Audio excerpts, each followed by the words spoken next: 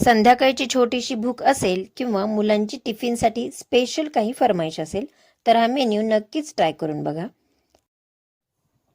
यासाठी आपल्याला लागणार आहे एक कॉर्न, अर्धी वाटी बेसन, अर्धी वाटी जाड रवा, 1 चमचा मीठ, अर्धा चमचा हळद, पाव चमचा हिंग, पाव चमचा सोडा, अर्ध्या लिंबाचा रस, अद्रक मिरचीची पेस्ट आणि अर्धी वाटी दही। कॉर्न कट करून याला मिक्सरमध्ये बारीक करून घेऊयात। कॉर्न म्हणजेच मका, यामध्ये फायबर असल्याने ते पचनक्रिया सुधारते, तसेच आपल्या शरीराची रोगप्रतिकारक शक्ती वाढवते। चला तर आता एका भांड्यामध्ये हे बारीक केलेले कॉर्न घालू।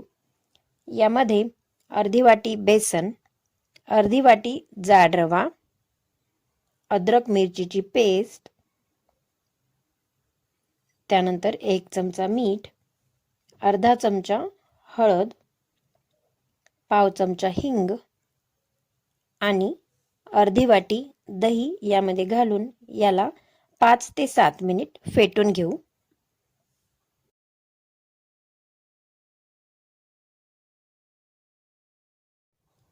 आता ढोकळ्याच्या प्लेटला थोडंसं तेल लावून घेऊया।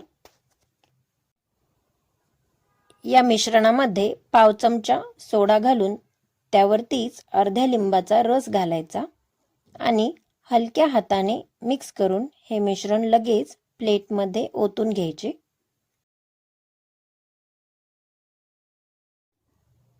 भांड्यामधले पाणी व्यवस्थित गरम झाले आहे। यामध्ये ढोकळ्याची प्लेट ठेवू आणि याला 10 मिनिट वाफवून घेऊ। तुम्ही बघू शकता की ढोकळा किती छान झाला आहे। आता आपण याचे छोटे छोटे चिक्कीच्या आकारा एवढे काप करून घेऊ, म्हणजे दिसायला पण एकदम छान दिसतील। हा ढोकळा खाल्ल्याने पोट भरल्यासारखे वाटते आणि लवकर भूक लागत नाही, ज्यामुळे वजन नियंत्रणात राहण्यास मदत होते। आपले सर्व काप करून झाले आहेत। आता एका कढईमध्ये तेल घालू।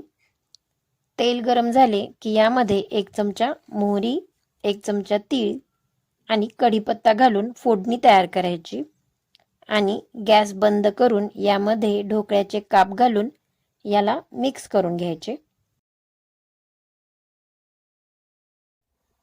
वरून थोडीशी कोथिंबीर घालूया। गोड चटणी किंवा पुदिन्याची तिखट चटणी यासोबत हा ढोकळा मस्त लागतो। अशाच नवनवीन हेल्दी आणि टेस्टी रेसिपीजसाठी आपल्या चॅनलला सबस्क्राईब करा आणि व्हिडिओ आवडला असेल तर लाईक आणि शेअर करायला विसरू नका।